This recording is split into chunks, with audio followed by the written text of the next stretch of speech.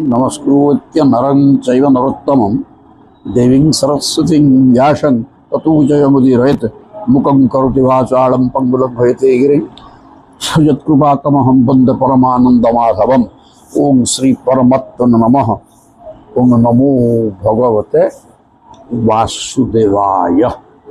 ये प्रथम स्कंध अध्याय हेले 15 गोटे चमत्कार अध्याय।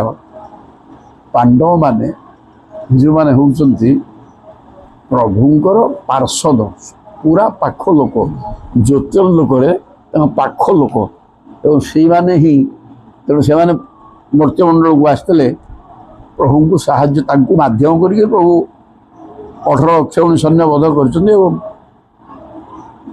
सब कथा करते सी बर्तमान जेहेतु प्रभु चलीगले नारद भी सिया कही तुम्हें बेस दिन रही तेणु भगवान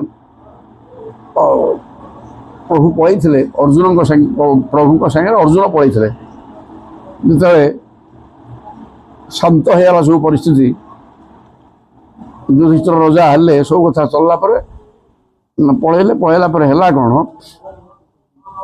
7 मास रहिले से आसिले युधिष्ठिर मन में शंका है अनेक कथा तापर देखिले अर्जुन आसिले अर्जुन बर्तमान प्रभु संपर्क में चमत्कार भाव में गोटे सब वर्णना कले कले शेष को गीता को मन पड़गला कहले युद्ध क्षेत्र में जोगु केवल आम ये सब नाना प्रकार दुख दुर्दशा आम पाक आसी भर उद्धार पाइबा आम आम बल प्रयोग कर न प्रभु साहाय्य सब गुड़ा कही ए प्रकार अर्जुन वर्णना कले शेष को निजी कहीदे प्रभु शक्ति मो पाखे था अपहरण के नहीं जापर बर्तमान शक्तिहीन होपर किंतु से कृष्ण कथा एमती कही कही शेष को गीता कथा मन पड़गला युद्ध क्षेत्र में मत कि प्रकार उपदेश देते सी कथा मन पड़ी पूरा भावावेश है से ध्यान करी निजर स्थूल शरीर अच्छी नहीं बुझीपारे एवं सूक्ष्म शरीर भितर जीवात्मा को नहीं भगवान कृष्ण सहित एकाकार करदे जोटा कि जीवन मुक्त अवस्था किंतु देह त्याग करना ये प्रकार अवस्था अर्जुन प्रथम रहिले तापर युधिष्ठिर कहले बर्तमान ठीक अच्छे आउ कहीं रहा चलो चलवा ये कथा कहीकि कथा सी करेंगे आ कुंती सांगे सांगे जो शुणीदे से भाया एकदम पाख लोक प्रभुंर तेणु सी सांगे सांगे क्या अपेक्षा नहीं गोटा किसी नहीं सीधा सड़क बसिले एवं शरीर स्थिति सब भूली जाई तो किसी नाला कामना बासना भल भल कृष्णमय हो सदाबेल पाई तेणु पूरा भगवान कृष्ण सागर मिशीगले एवं देह त्याग करदे 1 नंबर सी जापर प्रभु कथा कहली कहुला कंटा द्वारा कंटा को काढ़ी जमी उभय कंटा निरर्थक हो जाए त्याज्य फिंगी फिंगा है प्रभु सेमती अवतार नहीं भूभार को भूमिर भाराक्रांत पृथ्वी को उश्वासिया करदे एवं निजर वंशवा निजे महाकिलासी प्रभु ही निजे समस्त विनाश कर सारी ये कंटा गुड़ी को चेरिकी खोलिक बाहर करदे एवं निज देह त्याग कर चलीगले ये कथा सुंदर भाव में खाली सरुले कौन कह आज देखा कहते जथा मत्स्यादि रूपाणी धत्ते जह्यात जथा नट नट मान अभिनेता अभिनय करवा व्यक्तिटा कौन करे से राम कौन गोटे राम ता ना गोटे स्वतंत्र अच्छी किंतु सी नाटक नारद है सब परी गाड़ी फेड़ी गला नारद रोल कला नारद प्रीति कहीं चिन्ह पारे तेणु प्रभु सेमती विभिन्न प्रकार मत्स्य कश्यप वराह नृसिंह अनेक रूप प्रभु होती कहीं संसार जो असज्जन असाधु ମାନଙ୍କ ଦ୍ୱାରା ଆକ୍ରାନ୍ତ ହେଇଯାଏ ତାକୁ ବିନାଶ କରିକିରି ସାଧୁମାନଙ୍କୁ ସୁରକ୍ଷା ଦେବା ପାଇଁ ସେ ଆସନ୍ତି ନାନା ପ୍ରକାର ରୂପ ନେଇକିରି। ତେଣୁ ଜହ୍ୟାତ୍ ରୂପାଣି ଧତ୍ତେ ରୂପ ଧାରଣ କରନ୍ତି। କାମ ସରିଲା ପରେ ଆସି ରୂପର ଆବଶ୍ୟକତା ଅଛି କି ନା ଛାଡ଼ିଦିଅନ୍ତୁ। ତେଣୁ ଭୂଭାର କ୍ଷପିତୋ ଯେନ ଜହୁ ତଚ୍ଚ କଳେବରମ୍, ଭୂମିର ଭାର ହଟେଇ ସାରିଲା ପରେ ତତ୍ କଳେବରମ୍ ଜହୁ, ସେ କଳେବରଟି ଛାଡ଼ି ଦିଅନ୍ତି। ଏମିତି ଅନେକ ଶରୀର ସେ ଧାରଣ କରିଛନ୍ତି ପ୍ରଭୁ କେବଳ ମା ଧରିତ୍ରୀ ଦେବୀଙ୍କର ସୁଖ ପାଇଁ ପୃଥିବୀ ପୂଜନୀୟ ହେଇଯାଆନ୍ତି। ଅଧର୍ମ ବଢ଼ିଯିବା ଫଳରେ ପୃଥିବୀ ସହ୍ୟ କରିପାରନ୍ତିନି। ଅଧର୍ମ, ଅନ୍ୟାୟ, ଅତ୍ୟାଚାର, ରାକ୍ଷସ ପ୍ରକୃତି ପୁରା ବଢ଼ିଗଲେ ସେ ରାକ୍ଷସକୁ ବିନାଶ କରିବା ପାଇଁ ପ୍ରଭୁ ଆସନ୍ତି ଏବଂ ତାପରେ ପଳାନ୍ତି। ଜହୁ ତଚ୍ଚ କଳେବରମ୍, ସେ କଳେବରଟିକି ତ୍ୟାଗ କରିଦିଅନ୍ତି। ଏ ହେଲା ପାଠ। ବୋଲେ ଯଦା ମୁକୁନ୍ଦ ଭଗବାନ ଇମାଙ୍ଗ ବହି ଜହୁ ସ୍ୱତନ୍ତ୍ରା ଶ୍ରବଣୀୟ ସତ୍କଥ ପଦା ହରେବା ପ୍ରତିବୁଦ୍ଧ ଚେତସାଂ ଅଭଦ୍ର ହେତୁ କଳିହି ଅନ୍ନବର୍ତ୍ତତ। ଯଦା ମୁକୁନ୍ଦ ଭଗବାନ, ଭଗବାନ ଯେତେବେଳେ ଆମର ଭଗବାନ ମୁକୁନ୍ଦ ମାନେ ମୁକ୍ତିଦାତା ଭଗବାନ କୃଷ୍ଣ ଇମାଗ ମହି ଜହୁ, ଏ ପୃଥିବୀଟାକୁ ଉହାକ ତ୍ୟାଗେ, ଜହୁ ମାନେ ତ୍ୟାଗ କଲେ। ତ୍ୟାଗ କରି କ'ଣ କଲେ? ସ୍ୱତନ୍ୱା, ଏଠି ଶରୀର ଯିଏ ତ୍ୟାଗ କରେ, ଶରୀରଟାକୁ ତ୍ୟାଗ କରି ସୂକ୍ଷ୍ମ ଶରୀର ପଳାଏ। କିନ୍ତୁ ପ୍ରଭୁଙ୍କର ସିଏ ହେଇନି, ସିଏ ସ୍ୱତନ୍ୱା ନିଜର ଶରୀର ସହିତ ଶରୀରକୁ ତ୍ୟାଗ କଲେନି ବୋଲି ଏତେ କମନୀୟ ରୂପ ଆଉ ଛାଡ଼ିକି ଗଲେ କେମିତି ହେବ? ତେଣୁ ସ୍ୱ ଶରୀରରେ ବୈକୁଣ୍ଠ ପଳେଇଗଲେ। ଶ୍ରବଣୀୟ ସତ୍କଥ, ଯେଉଁ ପ୍ରଭୁ ଅବତାର ନେଇକିରି ଯେଉଁ କର୍ମ ଗୁଡ଼ିକ କରନ୍ତି ସେ କର୍ମ ଗୁଡ଼ିକ ହିଁ କ'ଣ ହୁଏ? ସେ କର୍ମ ହିଁ ଯିଏ ଶୁଣିବ ସିଏ ହିଁ ସତ୍ କଥା। ସତ୍ କଥା ବୋଲେ କ'ଣ? ପ୍ରଭୁ ହିଁ ନିଜେ ସତ୍, ସିଏ ଆଚରଣ କରିଥିବା କଥା ଗୁଡ଼ିକ ସତ୍ କଥା। ଆଉ ତେଣୁ ସିଏ ହିଁ ସତ୍ କଥା। ସେ ସତ୍ କଥା ଯାହାକି ଶ୍ରବଣୀୟ, ଯାହା ଶ୍ରବଣ କଲେ ମନ କୃଷ୍ଣମୟ ହେଇଯାଏ। ଏବଂ ଆମେ ଏଠି କ'ଣ କରୁଛେ କି ସେଇ କୃଷ୍ଣ ଅବତାର ନେଇକିରି ଯାହା ଯାହା କର୍ମ କରିଥିଲେ ସେଇଗୁଡ଼ିକ ତ ଆମେ ଶୁଣୁଛେ। ଆଉ କ'ଣଟା ଅଧିକା କଥା କିଛି କରୁନେ ତ, କିନ୍ତୁ ତାକୁ ହିଁ ଶୁଣିକିରି ମନ କୃଷ୍ଣମୟ ହେଉଛି ନା ନାହିଁ? ନା ପକ୍କା ହେଉଛି, ମନ କୃଷ୍ଣମୟ ହେଇଯାଉଛି। ସେ କଥାର ମହତ୍ଵ ସେଇଆ। ସେ ପ୍ରଭୁଙ୍କ ପାଖରେ ଏ ପ୍ରକାର ବ୍ୟବସ୍ଥା ଅଛି ଯେ ଆମେ କହିବା କୃଷ୍ଣ ତ ଜଣେ ନିର୍ଦ୍ଦିଷ୍ଟ ବ୍ୟକ୍ତିର ପୁତ୍ର ନା, ହଁ ମୁଁ, ତାହେଲେ ତାକୁ ସେଇଟା ସିନା ସୁଖ ଲାଗିବ, ଏ ଜଗତ କାହିଁ ସୁଖ ଲାଗୁଛି? ନା, ପ୍ରଭୁ ସେ ଯେହେତୁ ଜଗତର ମାଲିକ ଏବଂ ପ୍ରଭୁ ସେ ସାଧାରଣୀକରଣ, ଆମର ଗୋଟେ ପାଠ ଅଛି ସାଧାରଣୀକରଣ ବ୍ୟାପାର। ନିର୍ଦ୍ଦିଷ୍ଟ ବ୍ୟକ୍ତିର ପୁଅ ହେଇକି ପ୍ରଭୁ ରହିନାହାନ୍ତି, ସେ ସର୍ବସାଧାରଣଙ୍କର ସର୍ବସ୍ୱ ହେଇଯାଇଛନ୍ତି। ଯାହାଫଳରେ ତାଙ୍କ କଥାଟା ସର୍ବସାଧାରଣଙ୍କ ହୃଦୟ ସ୍ପର୍ଶ କରୁଛି ଏବଂ ସ୍ୱୟଂ ଭଗବାନ ହେଇଥିବାରୁ ତାଙ୍କ କଥା ସମସ୍ତେ ଈଶ୍ୱର ହିସାବରେ ଗ୍ରହଣ କରି ମୁକ୍ତି ପଥର ମାଲିକ ହେଉଛନ୍ତି। ତାହେଲେ ତଦା ଆହ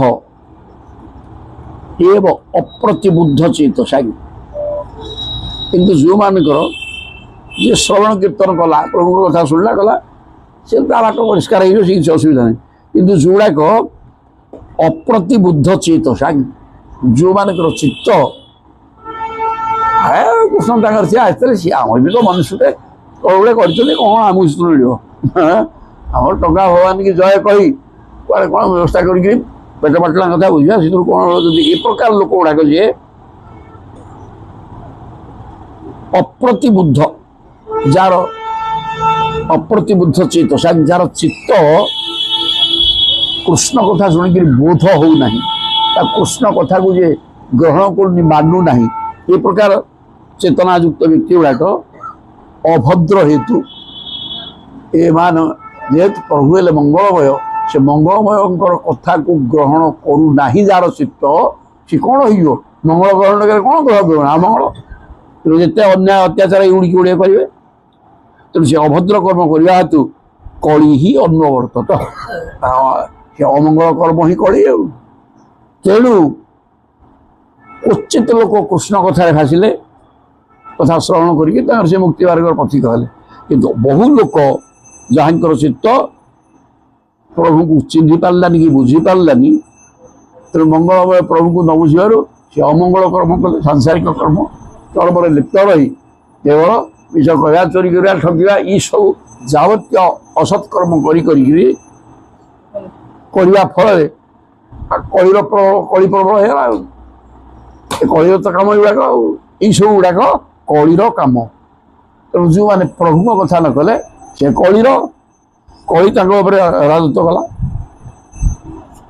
ହଁ ତାପରେ କହୁଛନ୍ତି ଯୁଧିଷ୍ଠିର ତତ୍ ପରିସର୍ପଣମ୍ ବୁଧ ପୁରେ ଚ ରାସ୍ତେ ଚ ଗୃହେ ତଥାତ୍ପରି ତେଣୁ କଳି ଏମିତି ପ୍ରବେଶ କରିବା କଥାଟା ରାଜା ଯୁଧିଷ୍ଠିର ମଧ୍ୟ ତତ୍ ପରିସର୍ପଣମ୍ ସେଇ କଳିର ଆଗମନ ସଂସାର ଭିତରେ କଳି ପ୍ରବେଶ କରିବାର ଯଥା ଯୁଧିଷ୍ଠିର ଅନୁଭବ କଲେ କାରଣ ସେ ବୁଦ୍ଧ ସେ ବିଦ୍ୱାନ ଏବଂ କୃଷ୍ଣମୟ କରି ମନକୁ ରଖିଛନ୍ତି ତେଣୁ ସେ କ'ଣ କଲେ ଦେଖିଲେ ଗାଁ ଗହଳିରେ ରାଜଧାନୀରେ ସହରରେ ରାଷ୍ଟ୍ରରେ ମାନେ ହସ୍ତିନାପୁରରେ ଘରେ ଘରେ ସବୁଠି ତଥା ଆତ୍ମନି ଏବେ ମୋତେ ବି କଳି ପ୍ରବେଶ କଲାଣି ସବୁଆଡ଼େ କଳି ବର୍ତ୍ତମାନ ରାଜତ୍ୱ କରୁଛି ଆଉ ଏ କଥା ଯୁଧିଷ୍ଠିର ଅନୁଭବ କଲେ। ବିଭାବ୍ୟ କାହିଁକି ଅନୁଭବ କଲେ କ'ଣ କିଛି ଦେଖିଲା ପୁଣି ଅନୁଭବ କଲେ ନା ହଁ କ'ଣ ଦେଖିଲେ ନା ବିଭାବ୍ୟ ଲୋଭ ଦେଖିଲେ ଲୋକ ଗୁଡ଼ାକ ଏତେ ଲୋଭି ନଥିଲେ ଲୋଭ ଆଦୌ ନଥିଲା ବର୍ତ୍ତମାନ ଲୋଭ ପ୍ରବଳ ହେଇଗଲାଣି ଲୋଭ ଆଉ ଅନୃତ ଖାଲି ମିଛ କହୁଛନ୍ତି ବର୍ତ୍ତମାନ ମିଛ କହିବା 100କୁ 100 ଆଉ ସରିଗଲା ଜିହ୍ମ ଏବଂ ଠକ ଅଳସୁଆ କୌଣସି କାମ କରିବାର ନାହିଁ ତାପରେ ହିଂସା ରାଇକିରି ସୋଧିବା ପିଟିବା ମାରିବା ହାଣିବା ଇତ୍ୟାଦି ଇତ୍ୟାଦି ପ୍ରତିଦିନ ହଣାମରାରେ ମରୁଛନ୍ତି ପୁରା ତ ଏଇ ପ୍ରକାର ସବୁ ହେଇଯିବାର ଦେଖିକିରି ଯୁଧିଷ୍ଠିର ଅନୁଭବ କଲେ ଯେ ବାପା କଳି ପ୍ରବଳ ହେଇଗଲାଣି ଅଧର୍ମ ଚକ୍ରମ୍ ଗମନାୟ ପର୍ଯ୍ୟଧତ୍ ତେଣୁ ଏ ଅଧର୍ମ ଚକ୍ର ମାନେ ପରିବେଶ ଏ ପରିବେଶ ସମ୍ପୂର୍ଣ୍ଣ ଅଧର୍ମ ବିଷାକ୍ତ ହେଇଗଲାଣି ଏ ବାପା ଏ ପରିବେଶରେ ବଞ୍ଚି ହେବ ନାହିଁ ତେଣୁ ଗମନାୟ କହିଲା ହେବନି ଏ ଭିତରେ ଆମ ଭଳିଆ ଲୋକ ବଞ୍ଚି ପାରିବ ନାହିଁ ଏ କଥା ତ ବୁଢ଼ାର ବି ଅନୁଭବ ହେଉଛି କେମିତି ବଞ୍ଚିବା ହଉ ଏବେ ତ ଜନ୍ମ ପାଇଛେ ବଞ୍ଚିବା ଜବରଦସ୍ତ ଏପଟ ସେପଟ କରି ହେଉଛି ତାପରେ ଯଦି ଆମେ ଆସିବା ଆମେ ଯେଉଁ ସ୍ଥିତିରେ ଏଇଠି ଆସିଲା ସମୟରେ ଯାହା ଆମେ ଅନୁଭବ କରୁଥିଲେ ଆଉ କିଛି ଗୋଟିଏ ନାହିଁ ଗୁରୁ ଗୁରୁଜନ ପିତା ଦେବତା ବି ମାନୁଥିଲେ ସବୁ ସେତେବେଳେ କିଛି କିଏ କାହାକୁ ଉତ୍ତର ଦେଉନଥିଲା ମାନେ ବିବାହ ପରେ ବି ସ୍ତ୍ରୀ ବୋଲରେ ଯିବାର ନାହିଁ ବୋଉ ଯାକ ସେଥିରେ ଚାଲିବାକୁ ହବ ବସ୍ ଉଠୁ ଏସବୁ ଜିନିଷ ସବୁ ଗଲା କୁଆଡ଼େ ଆଉ ଖୋଜିଲେ ମିଳୁନି କୋଉଠି ଗୋଟିଏ ବି କିଏ ନାହିଁ ତେଣୁ ଏସବୁ ନା ଆମେ ସେମିତି କରିନୁ ବିଲକୁଲ ନାହିଁ ସେତେବେଳେ ଏମିତି ନଥିଲା ପରା ତେବେ ଏଗୁଡ଼ାକ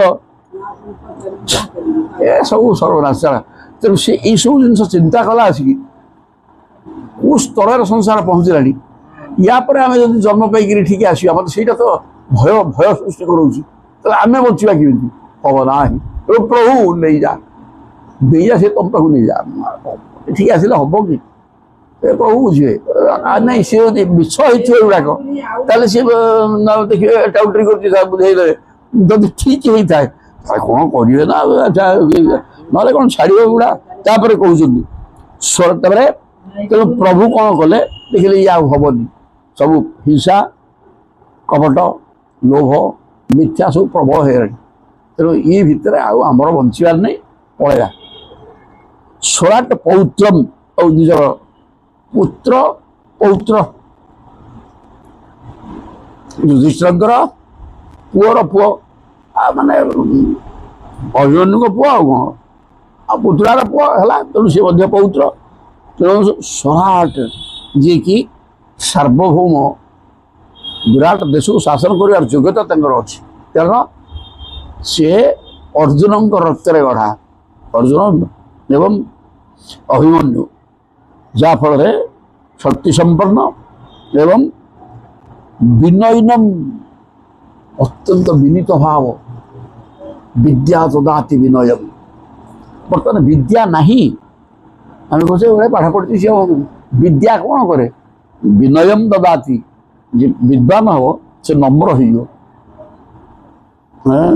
ତେବେ ବର୍ତ୍ତମାନ ଏଇ ତ ବିଦ୍ୟା ନୁହଁ ଆଉ, ବିଦ୍ୟା କୋଉ ବିଦ୍ୟା ନମ୍ର କରିଦେବ? ଏଇ ବ୍ରହ୍ମ ଜ୍ଞାନ, ବ୍ରହ୍ମ ବିଦ୍ୟା ହିଁ ନମ୍ରତା ଆଣିବ। ଆଉ ଇଏ ତ ଅବିଦ୍ୟା, ଏ କାହିଁ ବିନୟ ଆଣିପାରିବ ନାହିଁ ବିଦ୍ୟା, ବ୍ରହ୍ମ ବିଦ୍ୟା ହିଁ କରିବ। ତେଣୁ ପୌତ୍ରମ୍ ଦେଖିଲେ, ମୋ ପୌତ୍ର ପୁଅର ପୁଅ ବା ପରୀକ୍ଷିତ ଅତ୍ୟନ୍ତ ବିନୀତ, ଆତ୍ମନଃ ସୁସମମ ଗୁଣୈଃ, ଆତ୍ମନଃ ସମ ଗୁଣ କହୁନାହାନ୍ତି, ମୋ ଭଳିଆ ଉତ୍ତମ ସୁଷମ ଗୁଣ। ମୁଁ ଯେମିତି ଭଗବାନଙ୍କୁ ପୁତ୍ର ଭଳିଆ ଦେଖୁଛି, କୃଷ୍ଣ ପ୍ରେମରେ ଅଛି, ଏ ସବୁ ଗୁଣ ଗୁଡ଼ାକ, ମୋର ସବୁ ଗୁଣ ଗୁଡ଼ାକ ଆଉ ଗୋଟିଏ ଗୋଟିଏ ପରୀକ୍ଷିତଙ୍କ ପାଖରେ ଅଛି। ସେ କଥା ଯୁଧିଷ୍ଠିର ଅନୁଭବ କଲେ ଏବଂ ଅତ୍ୟନ୍ତ ବିନୀତ, ଧାର୍ମିକ, କୃଷ୍ଣପ୍ରେମୀ, କୃଷ୍ଣମୟ ହେଇକି ତାଙ୍କ ମନ ରହିଛି। ତେଣୁ ଇଏ ତ ଯୋଗ୍ୟ ପୁତ୍ର, ଏକୁ ଶାସନ କାର୍ଯ୍ୟରେ ବସାଇଦେବା। ତ୍ୱୟ ନିବ୍ୟାପତି ଭୂମେ, ତେଣୁ ସମୁଦ୍ର ପୃଥିବୀର ପତି ରୂପରେ ତାକୁ ଅଭିଷେକ କରାଇଦେଲେ। ଅଭିଷିଞ୍ଚତ ଗଜା ହୁଏ, ଗଜା ମାନେ ଗଜ ମାନେ ହସ୍ତି, ଗଜା ହୁଏ ମାନେ ହସ୍ତିନାପୁର। ହସ୍ତିନାପୁରରେ ନିଜ ସମ ଗୁଣ ଏବଂ ବିନୀତ ନିଜର ପୌତ୍ର ପରୀକ୍ଷିତଙ୍କୁ ଅଭିଷେକ କରାଇଲେ ଆଗ। କାରଣ ରଜା ସିଏ ନା, ଜଣକୁ ପ୍ରତିନିଧି ନ ବସାଇଲା ପର୍ଯ୍ୟନ୍ତ ରଜା କୁଆଡ଼େ ଯାଇପାରିବ ନାହିଁ, ତାହା ଅନ୍ୟାୟ। ତେଣୁ ଆଗ କାମ ସେଉଠିକି କଲେ। କରିଦେଇ କ'ଣ କଲେ ସେଠୁ ନା ମଥୁରା ଆଇଲାନି। ଆଉ ମଥୁରାଟା ଗୋଟେ ଅଛି ମଧ୍ୟ, ଯେଉଁଠି କୃଷ୍ଣ ପାଳିତା ଉଗ୍ରସେନ ରଜା ଥିଲେ ଇତ୍ୟାଦି, ସେଇଠି ମଧ୍ୟ ଲୋକ କିଛି ଅଛନ୍ତି। ସେଠି କାହାକୁ ଥୋଇବେ ନା ମଥୁରା ଆଇଲାନି ତଥା ବଜ୍ରମ ଶୂରସେନପତି ତତଃ ପ୍ରାଜାପତ୍ୟା ନିରୂପ୍ୟଷ୍ଟି ଅଗ୍ନି ଅପିବତ ଈଶ୍ୱର। ତାହେଲେ ସେଠି କାହାକୁ ଥୋଇଲେ ମଥୁରାରେ ନା ବଜ୍ର। ବଜ୍ର କିଏ? କୃଷ୍ଣଙ୍କର ପୁତ୍ର ଏକ ନମ୍ବର, ରୁକ୍ମିଣୀଙ୍କର ଏକ ନମ୍ବର ପୁତ୍ର ହେଲେ ପ୍ରଦ୍ୟୁମ୍ନ, ତାଙ୍କ ପୁଅ ଅନିରୁଦ୍ଧ, ଅନିରୁଦ୍ଧଙ୍କ ପୁଅ ହେଲେ ବଜ୍ର। ତେଣୁ ସେ ବଜ୍ରଙ୍କୁ ନେଇକିରି ମଥୁରାପୁରର ରାଜା କରାଇଦେଲେ। ମଥୁରାରେ ଅବଶ୍ୟ ବେଶୀ ଲୋକ ଆଉ ନାହାନ୍ତି, କାରଣ ସବୁ ତ ମଥୁରାରୁ ଛାଡ଼ିକିରି ଦ୍ୱାରକା ପଳେଇଥିଲେ। ଦ୍ୱାରକାଠି ସବୁ ତ ପିଟାପିଟି ହେଇକିରି ମରିଲେ, ଆଉ ଅଳ୍ପ କେତେ ଜଣ ଥିଲେ।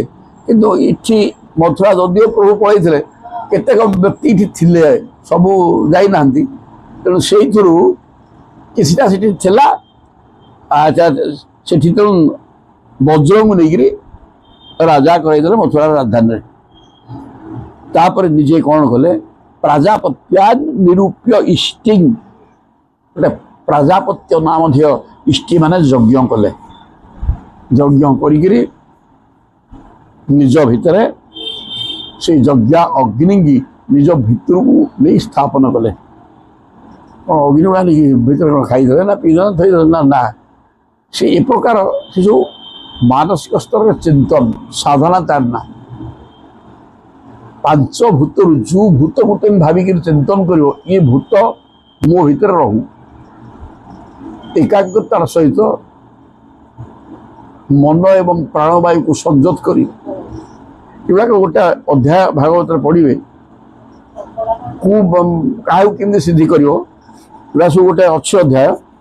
ତ ଗୋଟା ଗୋଟେ ଏଇଆ ତ ସୀତା ପାଠ ଏଇ ପ୍ରକାର କରିକିରି ଅଗ୍ନିକି ଭିତରକୁ ନେଇଯିବାର ବ୍ୟବସ୍ଥା କଲେ। ତାପରେ ନା ତାଙ୍କ କଥା ଏଇଟା ଗୋଟେ ସାମାନ୍ୟ ଭାବରେ ଏମିତି କହିଲେ, କିନ୍ତୁ ଯୁଧିଷ୍ଠିରଙ୍କ କଥା ହେଲେ କହିବେ ବିସୃଜ୍ୟ ତତ୍ର ତତ୍ ସର୍ବମ୍ ଦୁକୁଳ ବୟାଦିକମ୍। ତାପରେ ସେ ରଜା ଥିଲେ। ବର୍ତ୍ତମାନ ରାଜଗାଦିଟା ଅଭିଷେକ କରାଇଦେଲେ ନିଜ ପୌତ୍ର ପରୀକ୍ଷିତଙ୍କୁ। ତାପରେ ସେ ପାଟ ପିନ୍ଧୁଥିଲେ, ଦୁକୁଳ ପାଟ, ଅଳଙ୍କାର ଗୁଡ଼େ ପିନ୍ଧୁଥିଲେ ସୁନା ସବୁ କାଢ଼ିକି ଥୋଇଦେଲେ। ଆବଶ୍ୟକ ନାହିଁ। ବର୍ତ୍ତମାନ ଆଉ ତ ରଜା ନୁହଁ ନା, ରଜା ହେଲା ବେଳେ ପିନ୍ଧୁଥିଲେ, ଏଗୁଡ଼ା କାଢ଼ିକି ଥୋଇଦେଲେ। ନିର୍ମମ ନିୟର୍ମମ ମମ ନି ମୋର କେହି ନାହିଁ, ମାନେ ମୋର କିଛି ନାହିଁ, ମମତା ଶୂନ୍ୟ ହେଇଗଲେ। ହଁ ମୋ ନାତି ମୋ ଇଏ ନାଇଁ, ସେଟା ତାଙ୍କ ପାଖେ ନଥିଲା। ପାଣ୍ଡବମାନେ ସଦାବେଳେ ନିର୍ମମ ଏବଂ ନିରହଙ୍କାର ଏବଂ କର୍ମଯୋଗୀ। ସେସବୁ ସେ କର୍ମଯୋଗୀ, ସେ ପୁରା ପାର୍ଷଦ, ପ୍ରଭୁଙ୍କ ପାଖ ଲୋକ। ତେଣୁ ପ୍ରଭୁ ସେମାନଙ୍କୁ ଧରିକିରି ଆସିଥିଲେ ତାଙ୍କ ମାଧ୍ୟମରେ ସଂସାରକୁ ବିଶ୍ୱାସ କରିବା ପାଇଁ। ପକ୍କା ପାଠ ଇଏ। ଏଇଟା ଏମିତିକା ମୁଁ ଭାବୁଥିଲି ୟା, କିନ୍ତୁ ଏଇଟା ଲେଖା ହେଇଛି ମଧ୍ୟ ତାହା। ତାପରେ ଏ ବହି ମୁଁ ଅନୁଭବ କଲି ଯେ ଇଏକୁ ଏ ଗୋଟେ ଶ୍ରୀଧର ସ୍ୱାମୀଙ୍କ ଟୀକାକୁ ଫଲୋ କରିକି ଲେଖିଛନ୍ତି। କାରଣ ଗୋଟେ ଶ୍ଲୋକ ମୁଁ ତାକୁ ଲେଖା ହେଇଛି ଯାହା କାଟି ଦେଇଥିଲି। ସୁରେନ୍ଦ୍ର ଆସିଲା, ମୁଁ ତାକୁ ଦେଖେଇଲି, ମୁଁ ଦେଖ ପ୍ରଭୁ ଏଇ ଶ୍ଲୋକର ଅର୍ଥ ପ୍ରକୃତିରେ ଏଇଆ, ଏଠି ଏଇଟା ବିକୃତ କରି ଲେଖା ହେଇଛି। ସେ ବୁଝିଲା କହିଲା ହଁ ଇଏ ଠିକ୍, ତୋର ଯାହା କହୁଛନ୍ତି ଠିକ୍। ତେବେ ବି ମୁଁ ଦେଖୁଛି, ପୁଣି ଚିନ୍ତା କରୁଛି ନା ବିଲକୁଲ ପକ୍କା ଠିକ୍, କିନ୍ତୁ ଭାବୁଛି ମୁଁ କ'ଣ ଏଡ଼େ ପଡ଼ିଛୁଟା ଏଇଟା କିଏ ଗୋଟେ କ'ଣ ଲେଖିଛି ତ। ସିଏ କହିଲା ଶ୍ରୀଧର ସ୍ୱାମୀ ଟୀକା ଦେଖିବା। ସିଏ କ'ଣ ଗୁଲୁଗୁଲୁ ଗୋଟେ କ'ଣ କରିକିରି ମୋବାଇଲରୁ ବାହାର କଲା ଏବଂ ସେଇ ଶ୍ଲୋକ ବାହାର କରିଦେଲା। ଆଉ ଏଇ କେଉଁ ଅଧ୍ୟାୟ, 14 ଅଧ୍ୟାୟ ଏଇ ପୂର୍ବରୁ ସେ ଗଲାଣି। ସେଟାକୁ ବାହାର କରିଦେଇକିରି ସବୁଟାକୁ ପଢ଼ିଲା। ପଢ଼ି ଦେଇକି ଯେତେବେଳେ ଦେଖିଲା, ମୁଁ ଏଥିରେ ସେଇ ଜିନିଷଟା ବାହାରିଲା। ଦେଖିଲି ତାହେଲେ ତ ଶ୍ରୀଧର ସ୍ୱାମୀକୁ ଫଲୋ କରିଛନ୍ତି, ଏ ମନକୁ କିଛି ଗୋଟେ ଶବ୍ଦ ଲେଖିନାହାନ୍ତି। ତେଣୁ ଏ ଯେଉଁ ଗାଡ଼ି ଗାଡ଼ି ଲେଖା ହେଇଛି, ଏଇଟା ସେ ଶ୍ରୀଧର ସ୍ୱାମୀ କି, ଶ୍ରୀଧର ସ୍ୱାମୀ ଛୋଟିଆ ନୁହଁ। ଶ୍ରୀଧର ସକଳମ୍ ବ୍ୟକ୍ତି ନୃସିଂହସ୍ୟ ପ୍ରସାଦତଃ, ସେ ନୃସିଂହ ଶାବକ ଏବଂ ଭାଗବତ ପ୍ରକୃତିରେ ଲେଖିଛନ୍ତି ଅର୍ଥ ଶ୍ରୀଧର ସ୍ୱାମୀ। ସେଟାକୁ ସେ ଦେଖେଇ ଦେଲା ଯେତେବେଳେ ମୋ ମନଟା ଥୟ ହେଇଗଲା। ଏବଂ ସେଠି ଆମର ବହୁତ ଯୁକ୍ତି ତର୍କ ମୁକିଲ ଯେତେବେଳେ ମୁଁ ଆଉ ଶ୍ରୀଧର ସ୍ୱାମୀ ଯେହେତୁ ଇଏ ଯାହା ଲେଖା ହେଇଛି ୟା ଲେଖିଛନ୍ତି, ଅବଶ୍ୟ ସିଏ ସେଠି ସେ ଯାହା ସେତିକି ଲେଖିଛନ୍ତି, ତା ଦେହରେ ଟିକେ ଅଛି ପାଠ। ତେଣୁ ଏଇଟା ମୁଁ କାଟିବାଟା ଭୁଲ ହେଇଗଲା, ଏହା ମୋଟେ ଭୁଲ ହେଇନି। ଆପଣ ଯେଉଁ ଉପମା ଅଛି ତ ଗୋଟେ ଉପମାଟା, 4ଟା କଥା ଉପମା ଦିଆହେଇନି। ସୂର୍ଯ୍ୟ, ଧଳା ଛତା, ଚାମର, ଚନ୍ଦ୍ର, ଫୁଲ ଫିଙ୍ଗିଲେ ସେଟା ହେଲା ଇନ୍ଦ୍ରଧନୁ, ଏଇ ଯେଉଁ ଜିନିଷ ଗୁଡ଼ାକ, ଆଉ ବିଦ୍ୟୁତ ହେଲା ତାର ପିତ୍ତବସନ। ଇଏ 4ଟାକୁ ସେ 5ଟା ସେଠି ଆଉ ଗୋଟେ କହିଲେ ବନମାଳା ପଡ଼ିଛି। ସେ ବନମାଳାଟା କୁଆଡ଼େ ଗଲା? କିନ୍ତୁ ଉପମାନ ବୋଲିକିରି ଯେଉଁଟାକୁ ଦେଲେ ସେଥିରେ 4ଟା କଥା ଲେଖା ହେଇଛି। ସୂର୍ଯ୍ୟ ଏବଂ ଉଡ୍ଡୁପ, ସେଠି ଅର୍ଥ କରିଛନ୍ତି ଉଡ୍ଡୁ ଗୋଟେ ଶବ୍ଦ, ଉଡ୍ଡୁପ ଆଉ ଗୋଟିଏ ଶବ୍ଦ। ଉଡ୍ଡୁପଟା 2ଟା ଭାଗ କରିକି କରିଛନ୍ତି ଅର୍ଥ। ହେଲେ ନାଇଁ, ତେବେ ଯଦିଓ କରିଛନ୍ତି ଶ୍ରୀଧର ସ୍ୱାମୀ ଏ କଥା, ସେଇଟାକୁ ଗ୍ରହଣ କଲେ ମୁଁ କାଟିବାଟା ଭୁଲ। ସେଟା ଗ୍ରହଣ ନ କଲେ, ଯେହେତୁ 4ଟା ଶବ୍ଦ, ଉଡ୍ଡୁପ ଗୋଟେ ଶବ୍ଦ, 2ଟା ସିଏ ହବନି। ତେଣୁ ତଥାପି ମୁଁ କହିଲା ଏଇଟା ଯେହେତୁ ଏମିତି, ଏମିତିକା ଅର୍ଥ କରିବା ଠିକ୍। ତାହେଲେ ଇଏ ଲେଖା ବି କିଛି କମ ନୁହଁ। ଶ୍ରୀଧର ସ୍ୱାମୀଙ୍କ ଲେଖାରୁ ଇଏ ଗ୍ରହଣ କରିଛନ୍ତି। ଗୋଟେ ଶ୍ଲୋକ ଦେଖିଲି ମାନେ ବୁଝିଗଲି। ଆଉ ତେଣୁ ପାଠ ହେଲା କ'ଣ, ତାହେଲେ ମଥୁରାରେ ତାକୁ ରଖିଦେଲେ ଏବଂ ଅଗ୍ନିକି ପାନ କଲେ। ବିସୃଜ ତତ୍ତ୍ୱ, ତାପରେ ତାଙ୍କର ରାଜକୀୟ ବେଶ ପରିପାଟି, ଆବଶ୍ୟକତା କ'ଣ ଅଛି, ସନ୍ନ୍ୟାସୀ ହେଇଯିବେ। ତେଣୁ ସବୁ ଥୋଇଦେଲେ, ପାଠ ବସ୍ତ୍ର, ଅଳଙ୍କାର ପତ୍ର ସବୁ ଥୋଇଲି। ନିର୍ମମ, ମମତା ଶୂନ୍ୟ ହେଇଗଲେ। ନିରହଙ୍କାର, ଅହଙ୍କାର ମମତା ତାଙ୍କ ପାଖରେ ନଥିଲା, ସେ କର୍ମଯୋଗୀ ସବୁ ଥିଲେ। ତେଣୁ ଅହଙ୍କାର ମମତା ଶୂନ୍ୟ ହେଇ ସଂଚ୍ଛିନ୍ନ ଅଶେଷ ବନ୍ଧନ। ଯୁଧିଷ୍ଠିର ପୂର୍ବରୁ ଶ୍ଲୋକ ବର୍ଣ୍ଣନା କରାଯାଇଛି, ସେ ସଦାବେଳେ ବନ୍ଧନ ମୁକ୍ତ ଥିଲେ। କୌଣସି ବନ୍ଧନ ତାଙ୍କର ନଥିଲା, କେବଳ ନିଃସ୍ପୃହ ଲେଖା ହେଇଛି। ସେ ନିଃସ୍ପୃହ ଭାବରେ କର୍ମଯୋଗୀ ଏବଂ ନିଃସ୍ପୃହ ଭାବରେ ରାଜ୍ୟ ଶାସନ କରିବା, ଯେହେତୁ ମୋ କର୍ତ୍ତବ୍ୟ ଭାବରେ ମୋ ପାଖକୁ ଆସିଛି, ମୁଁ କୃଷ୍ଣଙ୍କୁ ଆରାଧନା କରିକି ଶାସନ କରିବା। ଆଉ କ'ଣ, এই প্রকার করি করতে শাসন করবি গোটে রজা হয়ে অমুক হয়ে ক্ষমতা মালিক হয়ে সে ସବୁ ପାଠ ତାଙ୍କ ପାଖରେ କିଛି ନଥିଲା। ତେଣୁ ତାଙ୍କର ମୂଳରୁ ବନ୍ଧନ ମୁକ୍ତ ସିଏ ଥିଲେ, ଅହଙ୍କାର ରହିତ, ମମତା ରହିତ ସବୁ କରିକି ଯା ରାଜକୀୟ ବେଶ ପରିପାଟି ସବୁ ପଞ୍ଚାୟ କରି ଛାଡ଼ିକିରି ହସ୍ତିନାପୁର ଯିବାର ବାଟ କଲେ। କହିଲେ ଏଠି ରହିଲେ ହବ କି, ବାହାରକୁ ନଗଲେ ସାଧାରଣ କଲେ କି କ'ଣ ହବ। ତେଣୁ ବାଚଂ ଏଇଭଳିଆ କଥା କହିଲେ ନା ଜ୍ଞାନ ମାନେ କହିଲେ ବାଚଂ ଜୁହାବ ମନସି, ମନ ହେଉଛି ଇନ୍ଦ୍ରିୟ ମାନଙ୍କର ମାଲିକ। ତେଣୁ ବଚନଟା ଶବ୍ଦ ସ୍ପର୍ଶ ରୂପ ରସ ଗନ୍ଧ ଏ ପାଞ୍ଚ ହେଲା ତନ୍ମାତ୍ର। ୟାର ନା ବିଷୟ, ଏମାନେ ଇନ୍ଦ୍ରିୟ ମାନଙ୍କୁ ମାଧ୍ୟମ କରି ଗୋଟିଏ ଗୋଟିଏ ବିଷୟ ହେଲା ଗୋଟିଏ ଗୋଟିଏ ଇନ୍ଦ୍ରିୟର ମାଧ୍ୟମ କରି ମନ ଉପରକୁ ନେଇକି ମନକୁ ଚହଲା କରନ୍ତି। ତେଣୁ ଇଏ କଲେ କ'ଣ ବର୍ତ୍ତମାନ ଏ ପାଞ୍ଚ ଯେଉଁ ତନ୍ମାତ୍ର ଶବ୍ଦ ସ୍ପର୍ଶ ରୂପ ରସ ଗନ୍ଧ ଏମାନଙ୍କର ଗୋଟିଏ ଗୋଟିଏ ଇନ୍ଦ୍ରିୟ, ସେ ପ୍ରତ୍ୟେକ ବିଷୟକୁ ଇନ୍ଦ୍ରିୟରେ ମିଶାଇ ଦେଲେ ଏବଂ ଇନ୍ଦ୍ରିୟକୁ ନେଇକରି ମନ ଭିତରେ ରୁନ୍ଧି ଦେଲେ, ବସ୍ କରାଯିବାର ନାହିଁ। ତେଣୁ ସବୁ ମନ ଭିତରେ ସଂଯତ ହେଇଗଲେ। ସଂଯତ ହେଇଯିବା ପରେ ଆଉ ଇନ୍ଦ୍ରିୟ ନାହିଁ କି ଇନ୍ଦ୍ରିୟ କାହା ବସ୍ତୁ ନାହିଁ, କିଛି ନାହିଁ, ମନ ରହିଗଲା। ମନକୁ ନେଇକରି କେଉଁଠି ଥୋଇଲେ ନା ମନ ବର୍ତ୍ତମାନ ପ୍ରାଣବାୟୁ। ପ୍ରାଣବାୟୁ ମନ ଚଗଲାଟା, ମନ ଯେତିକି ଅସ୍ଥିର ବାୟୁ ସେତିକି ଅସ୍ଥିର ଭାବରେ ଯିବ। 4 ସେକେଣ୍ଡରେ ଗୋଟେ ଥର ଯିବା ଆସିବା ହେଇଯିବ। କିନ୍ତୁ ମନ ଥୟ ହେଇଗଲେ ପ୍ରାଣବାୟୁ ଥୟ ହେଇଯିବ, ବା ପ୍ରାଣବାୟୁ ଥୟ ହେଲେ ମନ ଥୟ ହେବ। ତେଣୁ ମନ ପ୍ରାଣ ଏକାକାର କରି ବାୟୁକୁ ଠପ କରିଦେଲେ। ଠପ ମାନେ ଇନ୍ଦ୍ରିୟ ଗ୍ରାହ୍ୟ ବସ୍ତୁ ନାହିଁ କି ଇନ୍ଦ୍ରିୟ ନାହିଁ, ସବୁ ମନ ଭିତରେ। ଏବଂ ମନକୁ ପ୍ରାଣବାୟୁ ସହିତ ମିଶାଇ ଭଗବାନ କୃଷ୍ଣ ବା ପରମାତ୍ମାଙ୍କ ସହିତ ପ୍ରାଣବାୟୁ ସହିତ ମନ ଯିଏ ଆତ୍ମା ଏକା କଥା ନେଇକିରି ସେଠି ଥୋଇଦେଲେ। ଥୋଇଦେଇ କୃଷ୍ଣମୟ ହେଇଗଲେ। ପ୍ରାଣ ଇତରେ ଚତମ୍ ମାନେ ସବୁ ଇନ୍ଦ୍ରିୟ ଗ୍ରାହ୍ୟ ବସ୍ତୁ ସହିତ ଇନ୍ଦ୍ରିୟକୁ ମନରେ, ମନକୁ ପ୍ରାଣବାୟୁ ସହିତ ମିଶାଇ ମୂଳାଧାରରୁ ଉଠେଇ ନେଇକିରି ସହସ୍ରାର ଭିତରେ ପ୍ରଭୁଙ୍କ ପାଖରେ ରଖିଦେଲେ। ରଖିଦେଇକିରି ନିଶ୍ୱାସ ବନ୍ଦ।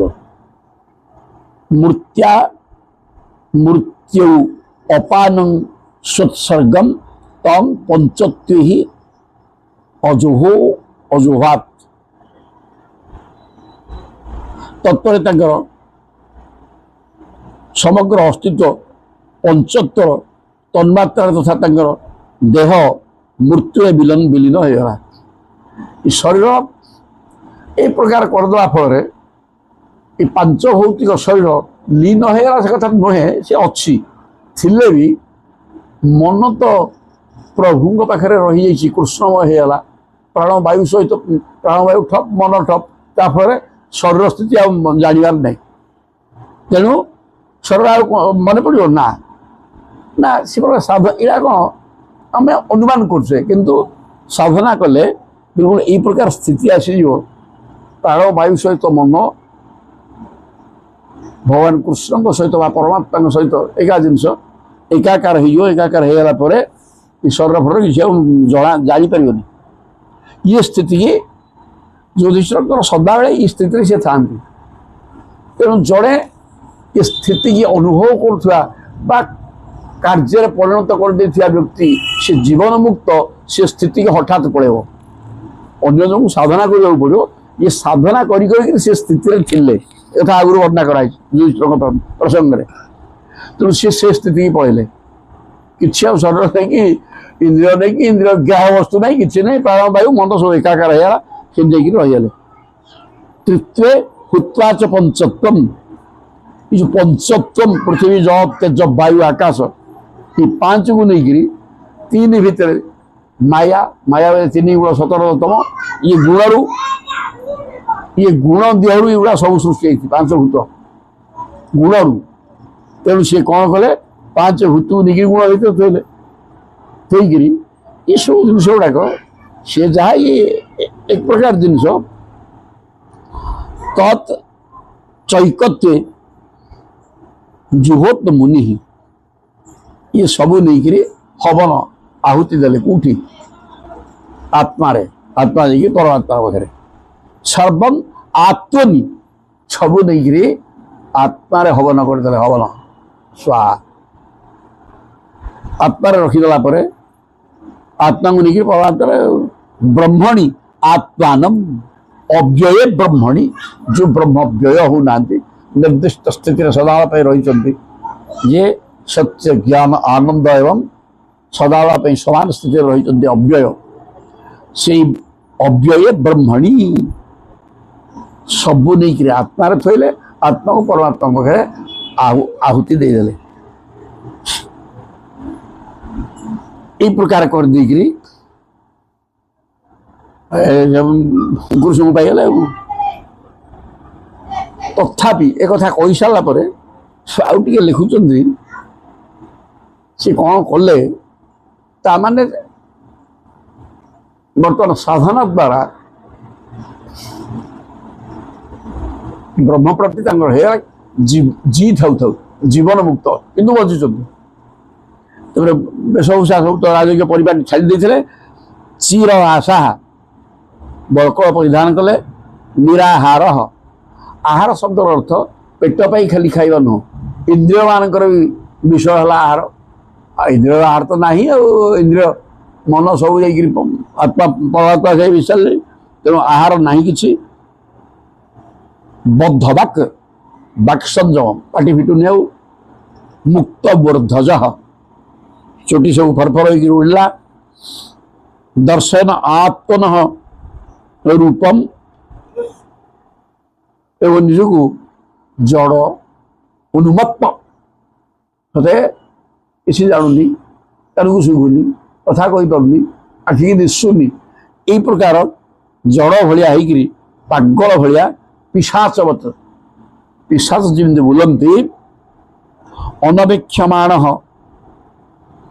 कहीं देखी ना जमी गांधारी धृतराष्ट्र एवं विदुर चली जाते ये सेमती रात उठिक कुआड़े कुआड़े पलैले निरगात अश्नुवन बधिरो जथा कि कौन डाकिले शुणवार नहीं न शुणिले कौन हम यहाँ काला है कौन बज्र चिंता कर जहाटे रे बज्र भाया बाट धरिक चलले तो कहार तात्पर्य सबू इंद्रिय थी इंद्रिय माने निष्फल होगले कौन से इंद्रिय कम करनी ये तो सब तो आत्मा भर थे आत्मा परमात्मा सहित रही जीवन मुक्त हो प्रकार अवस्था कौन कले ना उदिचिंग प्रविवेशा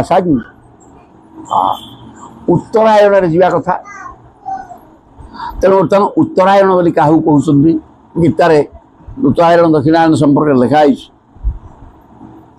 सर्मासा उत्तरायणम दिन बेल सूर्य को उपस्थित भितरे राति होते ध्यानस्थ होकर ब्रह्मज्योति के अनुभव करवा ही उत्तरायण राति राति कथा कही ना दिन हम कथा कहला दिन हूँ से दिन बेले यही प्रकार करी जे ब्रह्मज्योति की ध्यान कर भितर आलोक अनुभव करना ही दिन बेल यहाँ एमती गोटे अर्थ कर किंतु पाठला से दिन बेले भी जातु किंतु जड़े पक्का साधक राति जीवार किसी असुविधा तो उत्तरायण थी एवं ब्रह्मज्योति के अनुभव कर लाइट सी कौन अंधार देखिए कि तेणुक से प्रकार अवस्था सी देह त्याग कले उदिचिंग उत्तर दिग को गले यहाँ अन्य प्रकार अर्थ हम स्थिति पागल भाया एवं सब जिनस परित्याग कर ममता मोर फोर किसी किसी नाला निष्फल अवस्था रही ध्यानस्थ होकर बसीगले एवं उत्तरायण ऊर्ध्व को प्राण वायु सहित जीवात्मा सब ऊपर को उठेले परमात्मा सहित परमात्मा स्थान सहस्रार अनंत शयन कर प्रभु तेणु प्रविवेशा साग ଗତ ପୂର୍ବାଙ୍ଗ ମହାତ୍ମଭି ମହାପୁରୁଷ ମାନେ ଧ୍ୟାନ କରିକିରି ସେଇ ପ୍ରକାର ମାର୍ଗ ଦେଇକିରି ଯାଆନ୍ତି ଉତ୍ତରାୟଣ ବାଟ ଯୋଉଠୁ ଗଲେ ଆଉ ଫେରିବାର ପ୍ରଶ୍ନ ନାହିଁ। এই ପ୍ରକାର ଇଏ ମଧ୍ୟ ଧ୍ୟାନ କରିକିରି ଗଲେ ଉତ୍ତରାୟଣ ଆଉ ଉତ୍ତର ଦିଗକୁ ଚାଲି ଚାଲି ଗଲେ କୁଆଡ଼େ କ'ଣ କଲେ ଇଏ ଗୋଟେ ଅର୍ଥ ହେଇପାରେ। କିନ୍ତୁ ପ୍ରକୃତ ଏସବୁ ଜିନିଷ ଗୁଡ଼ାକ ଗୀତାରେ ବି ଲେଖା ହେଇଛନ୍ତି ଇଏ ସବୁ ଭିତରେ ଅର୍ଥ ହବ। ଆଉ ଭାଗବତ କହିଛନ୍ତି ମଧ୍ୟ ଆମେ ପ୍ରତ୍ୟକ୍ଷ ଭାବରେ କିଛି ଲେଖିନୁ, ସେଥିରୁ ପରୋକ୍ଷ ସୂକ୍ଷ୍ମ ଅର୍ଥ ବାହାରିବ। ପ୍ରତ୍ୟକ୍ଷ ଭାବରେ ଯେଉଁ ଲେଖା ହେଇଛି ୟାକୁ ମୂର୍ଖ ବୁଝିବା ବି କିଏ କ'ଣ ହଉଛି ବୁଝୁଛୁ, ଏ ପ୍ରକୃତ ସଚ୍ଚା ଜ୍ଞାନୀ ସେ ଏମିତିକା ବୁଝିବ ନାହିଁ। ସବୁ ଲେଖା ହେଇଛି। ତେଣୁ ଉତ୍ତରାୟଣ ମାନେ ଏଠି ବସିକିରି ଦିବ୍ୟ ଜ୍ୟୋତିକି ଦର୍ଶନ କରି ସେ ତାଙ୍କ ସହିତ ମିଶିଗଲେ। ଯେଉଁମାନେ ସାଧକ ସେ ବାଟରେ ଯାଆନ୍ତି। ହୃଦି ବ୍ରହ୍ମ ପରମ ଧ୍ୟାୟନ୍। ଆଉ ଚାଲୁଛନ୍ତି ବୁଲୁଛନ୍ତି ପାହାଡ଼ କରି ବୁଲିକିରି ଧ୍ୟାନ କରିକିରି ବସିକିରି ହବ କି? ତେଣୁ ପୁରା ପକ୍କା ହେଲା ବସିଗଲେ ଧ୍ୟାନସ୍ଥ ହେଇ ସମସ୍ତ ଇନ୍ଦ୍ରିୟ ଗ୍ରାହ୍ୟ ବସ୍ତୁ ଏବଂ ଇନ୍ଦ୍ରିୟ ମନ ଭିତରେ ରଖିଲେ, ମନ ପ୍ରାଣ ଭିତରେ ରଖିଲେ, ପ୍ରାଣ ଆତ୍ମା ସହିତ ପରମାତ୍ମାଙ୍କ ପାଖରେ ମିଶିଗଲେ ଯାଇକିରି। ହୃଦି ବ୍ରହ୍ମ ପରମ ଧ୍ୟାୟନ୍। ନିଜ ହୃଦୟ ଭିତରେ ପରମ ବ୍ରହ୍ମକୁ ଧ୍ୟାନ କଲେ। ଆଉ ମୁକ୍ତ ମୂର୍ଦ୍ଧଜ ହେଇକିରି ପାଗ ଭଳିବ ବୁଲିଲେ କ'ଣ ଇଏ ସ୍ଥିତି ଆସିବ କି? ଚାଲ ବୁଲ କଲେ ସ୍ଥିର ହେଇକିରି ବସିଲେ ହବ। ତେଣୁ ସିଧାସଳଖ ବସିକିରି ହୃଦି ପରମ ବ୍ରହ୍ମକୁ ଧ୍ୟାନ କରି, ହୃଦି ବ୍ରହ୍ମକୁ ଧ୍ୟାନ କରି ଧ୍ୟାୟନ୍ ଆବର୍ତ୍ତେତ ନ ଆବର୍ତ୍ତେତ ଯତୋଗତ ଯଦ୍ଗତ୍ୱାନ ନିବର୍ତ୍ତନ୍ତେ ତଦ୍ଧାମ ପରମଂ ମମ। ଏକଥା ଭଗବାନ ସ୍ୱୟଂ ସମ୍ମୁଖରେ ଅର୍ଜୁନକୁ ଗୀତାରେ କହିଛନ୍ତି। ଯଦ୍ଗତ୍ୱାନ ନିବର୍ତ୍ତନ୍ତେ। କ'ଣ କହିଲ ଇକ କମ ସବୁଠି ଆବ୍ରହ୍ମ ଭୁବନାଲୋକା ପୁନରାବର୍ତ୍ତନ ଅର୍ଜୁନ। ହେଲେ ହେ ଅର୍ଜୁନ ତୁମେ ବ୍ରହ୍ମ ଲୋକକୁ ଯା, ଇନ୍ଦ୍ର ଲୋକକୁ ଯା, ମଲ୍ଲୁଙ୍କର ଲୋକ ଅଛି, ପ୍ରତ୍ୟେକ ଦେବତାଙ୍କର ଗୋଟେ ଲୋକ ଅଛି। ସେଇଠିକି ତୁମେ ତାକୁ ଆରାଧନା କଲେ ଯେଉଁ ଦେବତାଙ୍କୁ ଆରାଧନା କରିବ ସେଠିକି ତୁମେ ପଳେଇ ପାରିବ। କିନ୍ତୁ ସେଠିକି ଗଲେ କ'ଣ ହବ କି ବାପା? ଐଶ୍ୱର୍ଯ୍ୟ ଭୋଗ କରିବ, ଦୁଃଖ ନାହିଁ। କିନ୍ତୁ ଐଶ୍ୱର୍ଯ୍ୟ ଭୋଗ କଲା ପରେ ପୁନରାବର୍ତ୍ତନ ଅର୍ଜୁନ ପୁନର୍ବାର ଏଇ ମଲା ଲୋକକୁ ଆସିବ ଏବଂ ଆଉ ଥରେ ଭୋଗ କରିବ ରେ ବାପା। ସେଠି ବି ମଣିଷ ବୋଲି ହେଇପାରେ, ମଣିଷ ହବ ଯାହା ବି ହଉ, କିନ୍ତୁ ଏଇଠିକି ଆସିବ। କିନ୍ତୁ ଯଦ୍ଗତ୍ୱାନ ନିବର୍ତ୍ତନ୍ତେ, କିନ୍ତୁ ଯେଉଁ ପୁରକୁ ଗଲେ ଆଉ ଫେରିବନି ସେଇଟା ମୋରରେ। ସେଠିକି ପଳେଇଲା ପରେ ତୁମେ ଆଉ ସୂକ୍ଷ୍ମ ଶରୀରରେ ଯିବନି, ସ୍ଥୂଳ ଗଲା। ଏକଥା ବି କୁହାଯାଇଛି ଈଶ୍ୱରଙ୍କ ସେ ସ୍ଥିତି ହେଇସାରିଲାଣି। ସୂକ୍ଷ୍ମ ଶରୀର ସ୍ଥୂଳ ଶରୀର ଛାଡ଼ି ଆତ୍ମା ପରମାତ୍ମା ସହିତ ମିଶିଯିବ ଏବଂ ଆତ୍ମା ପରମାତ୍ମା ସହିତ ମିଶିଗଲେ ଆଉ ଫେରିବାର ନାହିଁ। ସୂକ୍ଷ୍ମ ଶରୀର ଭିତରେ ଆତ୍ମା ରହିକିରି ଯଦି ଦେହ ଛାଡ଼ିଲ ତାହେଲେ ଆଉ ଗୋଟେ ଶରୀରରେ ପଶିବ, ପୁଣି ଜନ୍ମ ଭୋଗିବ। ଏ ତ ପକ୍କା ପାଠ। ଆଉ ତାପରେ ଏଇଠି ଯୁଧିଷ୍ଠିରଙ୍କର ସେ ଅବସ୍ଥା ହେଲା ନାହିଁ। ସେ ଏକାର୍ଥରେ ନ ଆବର୍ତ୍ତତେ ଗତଃ ଯତଃ, ଯେଉଁ ଜାଗା ଯିବା ପରେ ଆଉ ଫେରିବନି ସେ ଧ୍ୟାନ କରିକିରି ଉତ୍ତରାୟଣରେ ରହି ପ୍ରାଣ ବାୟୁ ସହ ଊର୍ଦ୍ଧ୍ୱକୁ ଉଠେଇ ତଳେ ରହିଲେ ଲକ୍ଷ୍ମୀନାରାୟଣ ଲଟପଟ ହେଉଥିବ। ତେଣୁ ଉତ୍ତରାୟଣରେ ରହିକିରି ଦେହ ତ୍ୟାଗ କରିଦେଲେ। ଯେ ମୋଟେ କୋଉଠି କୁହାହେଇନି ହିମାଳୟକୁ ଗଲେ କୁକୁର ନେଇଥିଲା 5 ଜଣଙ୍କୁ ଧରିକି ଯେ ସାଧନା କରି ପ୍ରାଣାୟାମ କରି ଆତ୍ମା ପରମାତ୍ମା ଯୋଗ କରିକି ଦେହ ତ୍ୟାଗ କଲେ। ତାପରେ ଆଉ କ'ଣ ହେଲା ଦେଖିବା। ସର୍ବେ ତନ୍,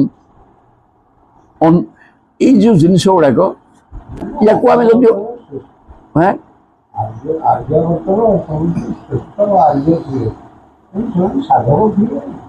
ମାନେ ସାଧକ ପକ୍କା। ଆଉ ତେଣୁ ସର୍ବେ ତନ୍ ଏସବୁ ପାର୍ଷଦ ତାଙ୍କର ପ୍ରଭୁଙ୍କର ସଦାବେଳେ ତାଙ୍କ ପାଖରେ ଥାନ୍ତି। ପ୍ରଭୁ ୟାଙ୍କ ପାଖ ଛାଡ଼ିକି ଯାଇଛନ୍ତି କି?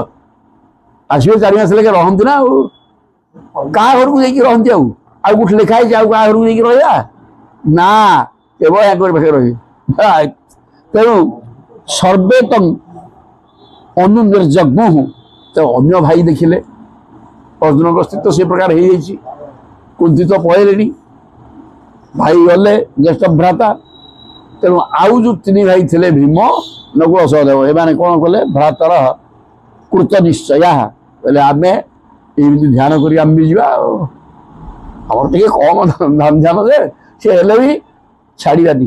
ଭାଇ ତ ଦେଖେଇଲେ ଅର୍ଜୁନ ତ ସେ ଅବସ୍ଥାରେ ଅଛନ୍ତି, ଆମେ ସେମିତି କରିଦେବା। ତେଣୁ କଳିନା ଅଧର୍ମ ମିତ୍ରେଣ, ଯେତେବେଳେ ସେମାନେ ବି ଅନୁଭବ କଲେ ଯେ ପ୍ରକୃତରେ ଅଧର୍ମ ହେଉଛି ସାଙ୍ଗ କଳିର, ଇଏ ବର୍ତ୍ତମାନ ରାଜତ୍ୱ କରୁଛି, ତାକୁ ଦେଖିକିରି ସ୍ପୃଷ୍ଟା ପ୍ରଜା ଭୂମି, ଆଉ ଦେଖିଲେ ପ୍ରଜାମାନେ ମଧ୍ୟ ସବୁ ଲୋଭ ମିଛ ହିଂସା ମଦ୍ୟପାନ ସବୁ କରିକିରି ନିଶା ସେବନ କରିକିରି ଯଥାର୍ଥାବସ୍ଥା ଗଲେଣି, ଇଏ ଆଉ ହବନି। ତେଣୁ ସମସ୍ତେ ମଧ୍ୟ ଯୁଧିଷ୍ଠିରଙ୍କ ପ୍ରଦର୍ଶିତ ମାର୍ଗ ଦେଇକିରି ଚାଲିଲେ। ମା କୁନ୍ତି ଯାଇଛନ୍ତି, ସବୁ ଚାଲିଲେ।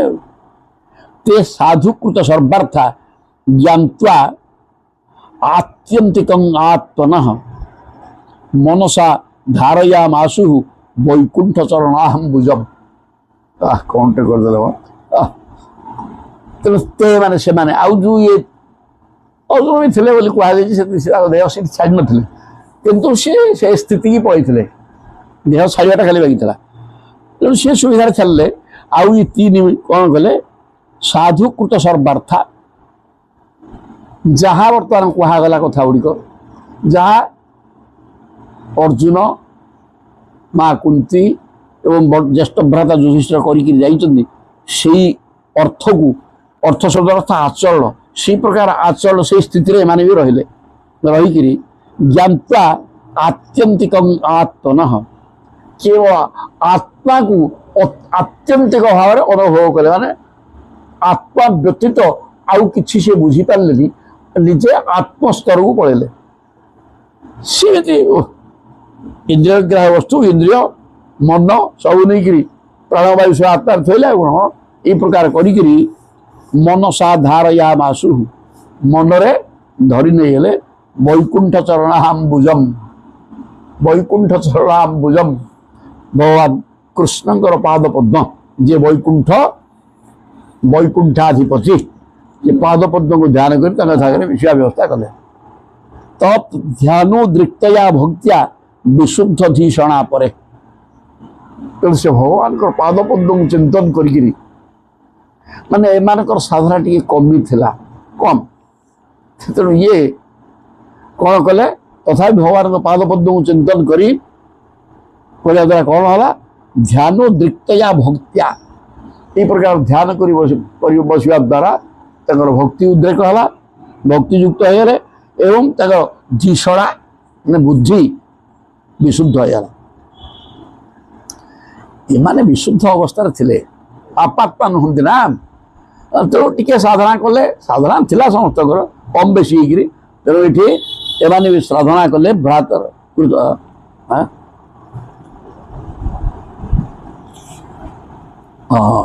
धीषणा परे तस्मिन् नारायण पदे एकांत मतयो गति। भक्ति आसीगला, भगवान कृष्ण पाद पद्म को आश्रय कर फल भक्ति भाव उद्रेक होगा एवं बुद्धिटा विशुद्ध होगा। मन तंकर नाही, मन स्तर उठीगला, स्थिर हो बुद्धि, तेणु से बुद्धि जीवासिया सब ये समय चटापट हो कहीं आम इमिति कर सिद्धांत नहीं गला आउ शरीर सब मन छाड़ बुद्धि परिणत हो एकाग्रता आसला। बुद्धि की कौन कले तस्मिन् नारायण पदे, से श्रीमन नारायण चरणार बिंदे अनंत शयन कर सहस्रार भर जी विद्यमान कर चरणार बिंदु को एकांत मतय एकमात्र बुद्धिटा नारायणमय हो गला। मृत्यु समय आसी जाना अन्य चिंता कर प्रश्न नहीं, तेणु हठात साधनाटा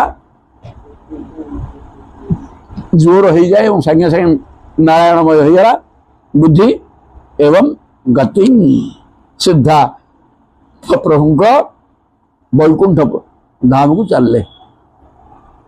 अवापु दूरवापांते असद्भि विषयात्मयी, जो माने विषयासक्त असत पुरुष से द्वारा दुष्प्राप दुरापम से पाइबार प्रश्न ना एमाने आदौ असत् पुरुष नथिले एवं सत्पुरुष थिले सदा सर्वदा कृष्णमय होकर रोते साधना थिला तेणु सिद्धासलख प्रभु को पाइगले विधुत कर्मसाहा कौन सी कर्मस मान पाप नथिला पाखे स्थानम विरजेन आत्मनाए बही रज विरजेन पाप रहित एवं रज रहित होगा भौतिक रज माने ये रज गोटे रज गुण अच्छी रज माने धूली मैला माने संसार मैला किसी रही नाला कौन ए प्रकार होकर कामना वासना भल मंद किसी ना ए प्रकार होकर आत्मना एवं सीधा आत्मा परमात्मा सहित एकाकार होगा तेणु समस्ते गोटे प्रकार मार्ग देकर साधना कर प्रकार किसी ना तेणु केतले आम चली तार समय हाथ किसी ना तो साधनाटा कृष्णमय कर मन को रखि एवं समय होगले टे स्थिर होदी प्रभु पाद पद्म को चिंतन कर सब सागे सागे मन थी सब लाइन ठीक हो जी से प्रकार साधना थी ये प्रकार होगा तेणु बर्तमान 5 पांडव कुंती चलीगले आ द्रौपदी रही विद्रोही रही नहीं कि ना हाँ अच्छा तो विद्रोही परित्यज्य प्रभास देह मातन धृतराष्ट्र जाते गांधारी जाते विद्रोह किंतु तीर्थ भ्रमण में पड़ते तेणु विद्रोह जाकि कौटी पहुँचले ना प्रभास तीर्थरे सेठी निज शरीर को त्याग कले कृष्णावेशेन तच्चित्त पितृभि सुक्षय जजौ सी हूँ स्वयं धर्मराज जम तेणु जम कौन जम जम भी द्वादश महाजन भितर जड़े जे विष्णु जमी जड़े 12 जन जो अच्छा भर जम जम भी मुख्य तापर कौन कले तेणु मनसा धारया मासु हाँ लेउटी पड़ा हाँ ये कृष्णावेशेन से तो कृष्णगत मन होते हूँ कहूँ युद्ध पूर्व छाड़ी सब कर धृतराष्ट्र एवं गांधारी की मुक्ति कर सारे तेणु सी मुक्त अवस्था थे सी कृष्ण को चिंतन कर शरीर त्याग करदे तच्चित्त पितृभि जमलोक को चले स्थान का सीधी ना जमलोक को गला समय पितृपुरुष मान द्वारा पितृपुरुष स्थान से दक्षिण जमलोक पाखे तेणु से पितृपुरुष द्वारा सत्कृत हो स्थान सी बस कौटी जम हो आउ जन द्रौपदी रहीगले नहीं कि ना हाँ मो कौन कले से देखिए द्रौपदी तद्दा तत् आज्ञाय द्रौपदी देखिले जे आए समस्ते पड़े एकुटियाटा हो गली बर्तमान एकुटिया अच्छी हाँ तर पतिना अनपेक्षता अनपेक्षता मैंने पति मैंने कहीं भी मो चिंता कले गोटे डाक न आस बस कि तुम भी ध्यान कर बस पलैया आम चलू आ कि मत कहदेनि हाँ 5 पति जहाँ कथा जी कर हाँ एक कथा चिंता करी पति ना अनपेक्षता मत टी अपेक्षा कले उपेक्षा करदे छाड़ीदे बिल्कुल हाँ से तो संसार से छाड़ कह तो छाड़ कह तेणु तुम भी छाड़देला ये सब चिंता कले यार समस्त छाड़दे तेणु कौन कले ये भी कम भक्त कि कृष्ण को ये कृष्णा एक जिनस बास यज्ञ कुंडर अग्नि उत्पन्ना से तेणु वासुदेव भगवती कि एकांत मति ही मतिटा तो वासुदेव कृष्ण पाखे सदाबा भी थिला ये समस्ते गोटे स्तर व्यक्तित्व समस्ते हेले पार्षद तेणु ये वासुदेव भगवती एकांत मति बुद्धिटा कृष्णमय करदे माने कृष्ण को देखिबार असुविधा किसी नहीं सदा देखुले ना तो भगवान को स्वरूप को स्पष्ट भाव भीतर अनुभव करी तम आप प्रभु को पाईगले ये समस्ते प्रभु को पाईगले साधना करी विभिन्न कथा कौन कौन लिखाई जह श्रद्धया एक भगवत प्रयाणम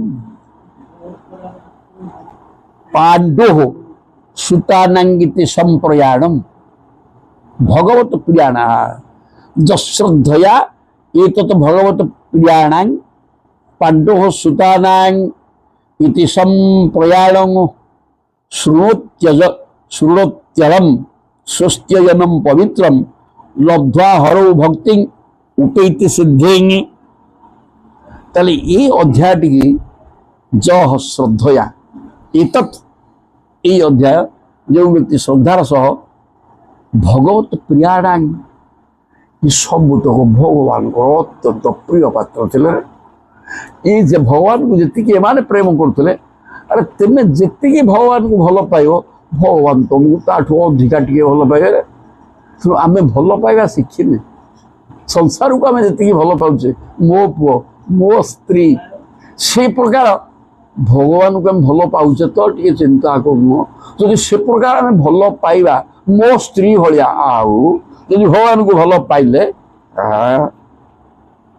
सब सी सब पाइगला सब देदेवे प्रभु तो जश्रद्धया एक भगवत प्रियाण ये माने भगवान अत्यंत प्रिय पात्र थे भगवान प्रिय पात्र थी हेतु सदा भगवत प्रेम थे तो सांगे सांगे भगवान सहित संपर्क जोड़ी है तो समस्ते देह त्याग कर चलले पांडो सुता नांग ये पांडुंकर पुत्र माने इति एमानकर सम्यक प्रयाणम एमाने देह त्याग कर गले जमजंत्रणा भंगिया गले जद्गत्वान निवर्तन्ते तद्धाम परम मम वैकुंठ को चलीगले ये कथा को तेणु जी शुणती हरम स्वस्त्यनम पवित्रम ये अत्यंत पवित्र एवं आ मुक्ति कथाटा या जो लोक शुणिम सी कौन लब्ध्वा हरऊ भक्ति तार मन हरिभक्ति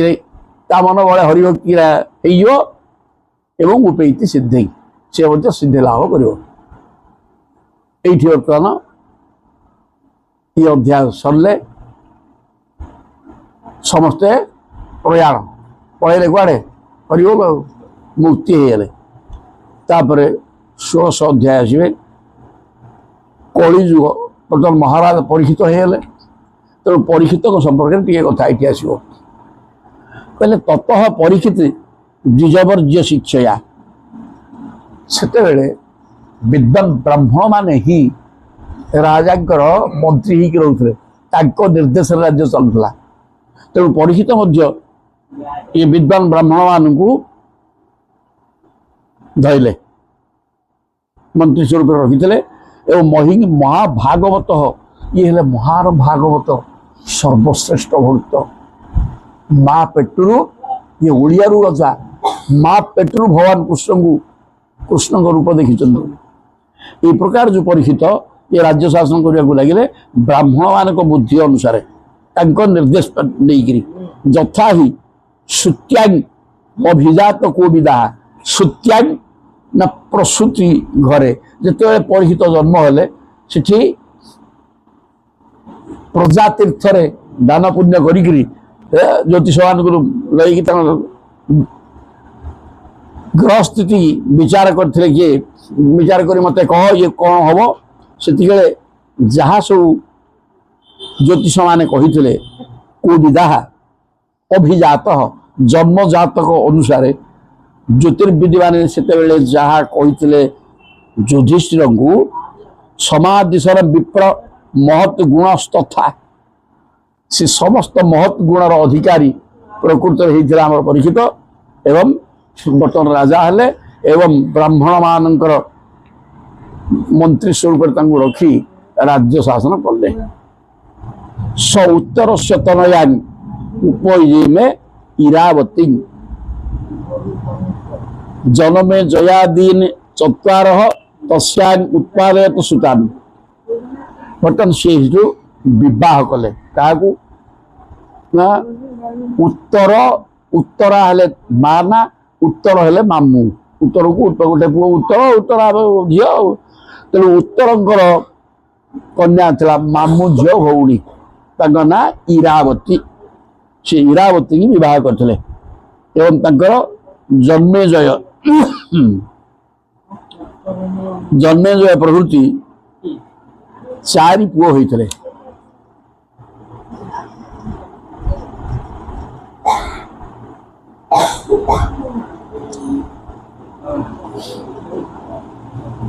जन्मेजय प्रभु 4टा पुओ आ 4 जन ना देखुले से गोटे ना आजहाराश्च आजहार अश्वमेधान 3 तापर से परीक्षित कौन कले 3टी अश्वमेध यज्ञ कले गंगा भूरी दक्षिणा प्रचुर दक्षिणा देकरी गंगा कूल 3 अश्वमेध यज्ञ कले तापर शारदवतम गुरुं कृत्वा शारदवत नाम जय ऋषि शारदवत किए से ना स्वयं कृपाचार्य कृप होचन कुलगुरु ना तेणु कृपाचार्य सी अमर सी युद्धे मरना गोटाए सी नहीं तेणु से कृप को गुरु करी गुरु पौराणिक गुरु कौन कले गुरु कृपाचार्य को कृत्वा देवा जत्राक्षी गोचरा कृपाचार्य पौरोहित्य सी आचार्य रही 3टी अश्वमेध कले से सब देवता मैंने आसिक स्वदेह देवता मैंने अक्षी गोचर हेले सब देवता मान समस्त देखिपारे से जगह को आसते परीक्षित कृष्ण प्रेम तेणु पाख सब देवता ही पलि आसले निज ग्राह ओजसा वीर कलिंग दिग्विजय क्वचित नृपलिंग धरम शुद्रम घ्रंतंगो मिथुरम पदागा तापर कौन कले ये स्वयं कली की निजर प्रभाव बल पराक्रम द्वारा कलीटा को दिग्विजय गला समय कली की देखिले कौन करुला ना गोटे नृपलिंग राजकीय वेश परिपाटी पिंधि पोशाक पत्र कि सुदृढ़टा रूपटा को तो सुदृढ़ भाया दृष्टि एवं राज चिन्ह वेश पोशाक मूल्यवान पोशाक पिंधिकी सुदृढ़टा घ्रंतम गो मिथुनम पदा अरे पादरे गाई मिथुन शब्द अर्थ गाई एवं वृषभ उभय ठिया गोईठा मार्च गोड़े एवं से परिपात हवा योग्य गाई होती गाव विश्वस्य मातर सर्वदेवमयो गाव गाई होती देवतामय एवं विश्वर माँ आमर गोटे गोटे माँ अच्छा समस्त माँ गाई तेणु सी गो मिथुन को ये पदाघात कर देखला कौन है सौनक उवाच टाइम है तो घंटाटे देखीद सौनक कहते कस्य हेतु हो निजग्राह कलिंग दिग्विजय नृप जो सूत कहीदे ये दिग्विजय बाहर जा समय कली की निज आयत्तर रखी पराजय कर सौनक सागे सागे प्रश्न कले कस्य हेतु हो अरे प्रत्येक गोटे गोटे समय अच्छे कर तो समय आसगला भगवान चल जापर ता कम सी कर नहीं से तो लोक कलिग्रस्त हो सारे निग्रह कले पुणी केमी कस्य हेतु कहीं भी निग्रह कले ता समय तो यहाँ ना आमि से जय कर कौन कले निजग्राह कलिंग दिग्विजय नृप राजा परीक्षित दिग्विजय जाकि ये कली की केमी परास्त करके रखिले नृदेव चिन्ह शूद्र यहाँ गोटे राजकीय वेश पोशाक पिंधिकी राजा भाया देखा जाऊे शूद्रटा जह गान पदा अहनत जे गाई एवं वृषभ वृषभ होउछन स्वयं धर्म गाई होउछन पृथ्वी माँ पृथ्वी गाई रूप में अछंती धर्म वृषभ रूप में अछंती एवं ताकू ये गोड़े गोईठा मारुछि ए कथा देखिले ता ए कथा देखिले बोली सौन कहउछन तुमे ए कथा मु कहिलो रजा बेश किंतु गाई की मारुछि तुमे ए कथा हमकु इले कहिलो तत् कथ्यता महाभाग तेणु हे महाभाग्यवान सुतजी जदि कृष्ण कथा श्रेयम जदि ये कली निग्रह कहला बेले ता भीतर कृष्ण कथा थिबो ताले से कथा कह कृष्ण कथा नाही बोले से कथा बंद कर ये हेले भागवत बारंबार ये सब गोटे प्रतिज्ञा भाया ये कहते जदि तत् कथ्यता महाभाग ये कली निग्रह कथाटा को कह से गोईठा बरतला कहीं कौन है रजाटा कि शूद्र गोईठा बरसी गाई ये सब कथा जो कहलन कि से कथा विस्तृत भाव में कह जदि कृष्ण कथा स्वयं जदि से कथा कृष्ण को संपर्कित होता भीतर कृष्ण कथा आश्रय कर कह कृष्ण कथा नहीं माने भागवत से स्थान पाइपर ना एक कथा भागवत कही चलती बारंबार ये खाली नुह अनेक थर एक कथा कहते बिना कृष्ण कथार भागवत नाही ये हेले पाठ आउ तुम गप कहते पाठ कौन कहले अथवा अस्य पदाम्भोज मकरंद लिहांग शतांग किंग अन्य ही असद आलापे ही कौन कहले मो सौनक कहते असद आलापे ही आयुष जत असत व्यय श्लोकटा घोषी देवा मन है लिखी केते मन रखा पहले अथवा अश्य पदाम्भोज जो लोक गुड़ाक केवल कृष्ण पादपद्म चिंतन में अच्छा अनवर्त मन को कृष्णमय कर आगे तुम जाकि काला आगे मुआ चला संसार कथा कह शुणे चुप बस मुझे शुण रूपा या ना से अश्य पदाम्भोज मकरंद निहांग शतांग जो सज्जनटा भगवान कृष्णचंद्र पाद पद्मर मकरंद माने महू को लेहन करूटा लेह चर्व्य चोष्य लेह पेय खाद्य चारि प्रकार लेह माने चाटिकी खिया जाए मोटा चाटिकी खिया जाए तेणु से पाद पद्म महू को जी चाटी सारा ए प्रकार जो सज्जन जी सदा सर्वदा जी महू चाटिला से महू चाटा छाड़ कि ना महूर जो मिठा भगवत कथार जो मिठा अच्छी से मिठा को जी अनुभव कला से कृष्ण कथा को छाड़े बंची पार पागल से पागल कौन हम कि छाड़नी से केवे छाड़ ना तेणु से महत्व से बुझी सारा से मिठा से पाई सारा तेणु केवल औषध आलाप ही अन्य प्रकार औषध कथा आलोचना कर संसार कथा आलोचना करे फायदा कौन हम आयुष जत असद व्यय आयुषर असद व्यय हम आयुष को सत व्यय करने को चाहूच खाली कृष्ण कथार समय कथार बोले आयुषटा सत भाव व्यय है आदि कृष्ण कथा व्यतीत आमूर्त संसार कथार भाषिल ताले तुम आयुष असद व्यय है क्षय होगा बेकार होगा यहाँ पाठ ये भागवत भागवत कहते आयुष को असत व्यय करनी आयुष सदव्यय कर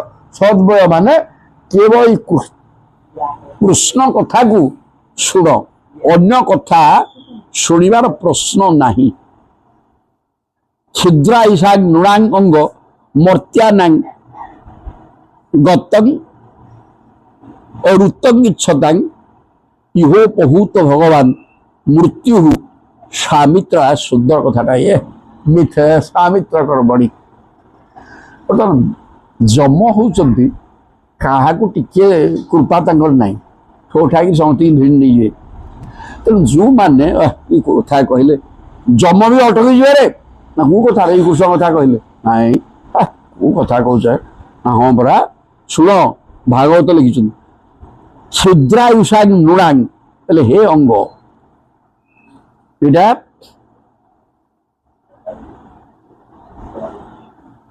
सब सौन कहते सूत को ये मर्त्यलोकर जीवर आयुष अल्प मर्त्या नांग उत्तम इच्छता जदि कौन व्यक्ति दीर्घायु चाहूचु रे मानव मल्लाटा आयुर्बल कम ठो हो केतले जदि दीर्घायु चाहूचु कौन करू यह भगवान मृत्यु उपहूत ये जो आम ये 1000 वर्ष व्यापिक सत्र करुचु ज्ञान सत्र भागवत आलोचना से ठीक आम भगवान मृत्यु मान जम को आह्वान कर प्रभु आस ये बस जम ए प्रकार आह्वान को स्वीकार करती कहीं से जो 12 जन ना कि महाजन किए से हाँ स्वयंभू नारद शंभु स्वयंभू माने शिवशंकर नारद स्वयंभू माने ब्रह्मा स्वयंभू माने ब्रह्मा नारद शंभु माने शिव नारद शंभु कुमार कपिल मनु कुमार माने चतुष्सन कपिल मनु स्वयंभू मनु कुमार कपिल मनु प्रह्लाद जनक भीष्म प्रह्लाद जनक भीष्म से बलि बयासकी जम बलि बयासी माने व्यासनंदन सुखदेव जम ये 12 जन भगवान को केवल चिन्ह 13 जन किए चिन्ह एक भागवत बारंबार कहते तेणु ये 12 जन भगवान को चिन्ह तेणु भगवान कथा आरंभ करने टे सूचना देद